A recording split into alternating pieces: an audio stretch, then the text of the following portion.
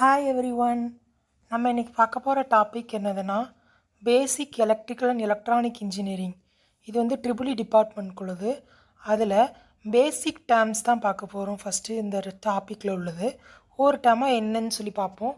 பார்த்துட்டு இந்த வீடியோக்குள்ளே லெசன்ஸை நான் வந்து குயிக்காக அப்லோட் பண்ணுறேன், அதையும் பார்த்துக்கோங்க.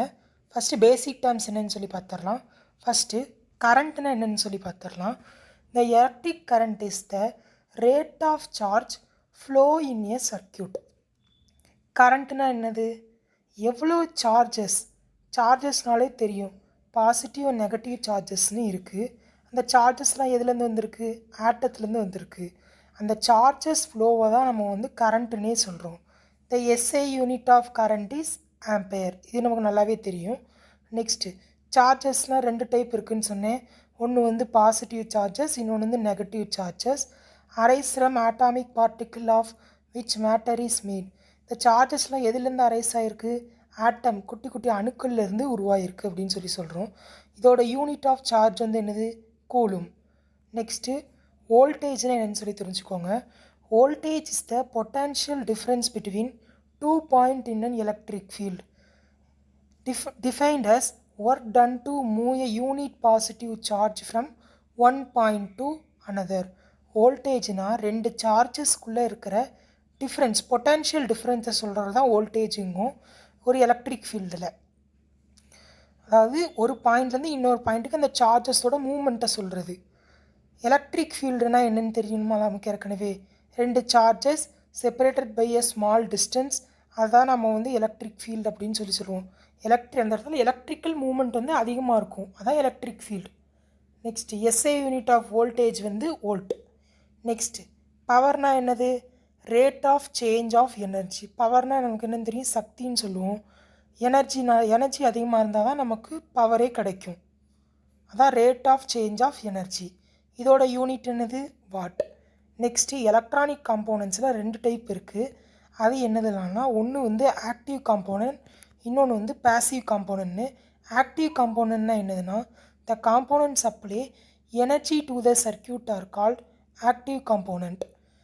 ஆக்டிவ் காம்போனன்ட்னா என்னது? அது வந்து எனர்ஜி வந்து இந்த காம்போனண்ட்டுக்கு சப்ளை பண்ணி விட்டுரும். Example battery. பேசிவ் காம்போனன்ட்னா என்னது? The consume energy from either in a form of drop or in a form of stored energy. இது வந்து எனர்ஜியை வந்து கன்சியூம் பண்ணிக்கிடும். எப்படி? Energy in the form of drop or in the form of stored எனர்ஜியா? இதுக்கு எக்ஸாம்பிள் பார்த்தீங்கன்னா resistor, inductance, capacitor. ரெசிஸ்டன்ஸ்னால் என்னது? மின் தடைன்னு சொல்லுவோம். மின் தடைனா கரண்ட் ஃப்ளோவை வந்து தடுத்து விட்டுரும், போக விடாமல் ஒரு சர்க்கியூட்லேயோ இதுலேயோ. இண்டக்டர்னால் என்னது? It is a coil of wire that store energy in a form of magnetic field. Next கெப்பாசிட்டர்னால் என்னது? அது வந்து ஒரு எனர்ஜியை ஸ்டோர் பண்ணி வைக்கக்கூடிய டிவைஸ்ன்னு சொல்லலாம். அது stored energy in the form of electric field. Next DC கரண்ட்னா என்னது? ஏசி கரண்ட்னா என்னன்னு சொல்லி பார்ப்போம். டிசி கரண்ட்னா என்னது? DC current is the electric current which flow in only one direction and has a constant magnitude. மேக்னிடியூட்னா என்னது? நம்பர்னு அர்த்தம்.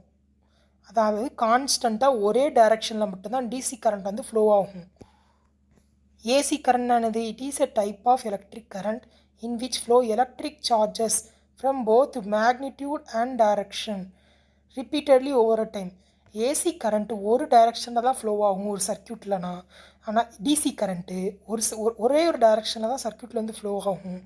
ஆனால் ஏசி கரண்ட் வந்து சர்க்கியூட்டோட எந்த டைரக்ஷன்னாலும் ட்ராவல் ஆகும், அதான் சொல்லியிருக்காங்க. Both magnet direction repeated over the time. AC கரண்ட்டுக்கு எக்ஸாம்பிள் பார்த்தீங்கன்னா electricity supply to home, power in fans, lights, TV, refrigerator, இது எல்லாமே நம்ம வீட்டில் யூஸ் பண்ணக்கூடியது எல்லாமே என்னது? ஏசி கரண்ட் அப்படின்னு சொல்கிறோம். நெக்ஸ்ட் டிசி கரண்ட்னா என்னது? நம்ம யூஸ் பண்ணக்கூடிய பேட்ரி, டார்ச்சஸ், ரிமோட்டு, கிளாக்கு, இது எல்லாமே டிசி கரண்ட்டுன்னு சொல்கிறோம். மொபைல் ஃபோன் பேட்ரி, இது எல்லாமே பவர் பேங்க்ஸ், சோலார் செல்ஸ். சிம்பிளாக சொல்லணும்னா ஏசி கரண்ட்னா அது வந்து டைரக்ஷனை வந்து மாற்றிக்கிட்டே இருக்கும். டிசி கரண்ட்னா ஒரே ஒரு டைரக்ஷனில் தான் ஃப்ளோ ஆகும். இப்போ அவங்க பிக்சர்ஸ் காட்டுறேன், கொஞ்சம் புரியும் எப்படின்னு சொல்லி. இந்த கீழே கொடுத்துருக்கிறது பாருங்கள், இதான் இண்டக்டர், ரெசிஸ்டர், கெப்பாசிட்டருக்குள்ள பிக்சர்ஸ். இது இப்படி தான் இந்த மாதிரி தான் சிம்பிள் வந்து சர்க்யூட் இதில் வந்து கொடுத்துருப்பாங்க உங்களுக்கு பிக்சர்ஸ் இந்த இதுக்கு. இது வந்து கீழே உள்ளது வந்து ஃபார்முலா தெரிஞ்சுக்கோங்க. நெக்ஸ்ட்டு இந்த கொடுத்துருக்கேன் பாருங்கள், ஏசி கரண்ட்டுக்கும் டிசி கரண்ட்டுக்கும் உள்ள டிஃப்ரென்ஸு சர்க்யூட்டில் எப்படி ஃப்ளோ ஆகுதுன்னு பார்த்துக்கோங்க. Okay friends, thank you. நெக்ஸ்ட் வீடியோவில் இந்த BEEக்குள்ளே ஃபஸ்ட் யூனிட்லேருந்து எல்லா யூனிட்டுக்குள்ளே ஆன்சர்ஸு எல்லாத்தையும் வந்து அப்லோட் பண்ணுறேன். அதுக்கு முன்னாடி சப்ஸ்கிரைப் பண்ணாதவங்க நம்ம சேனலை சப்ஸ்கிரைப் பண்ணிட்டு பெல் பட்டனை கிளிக் பண்ணிடுங்க. Thank you friends.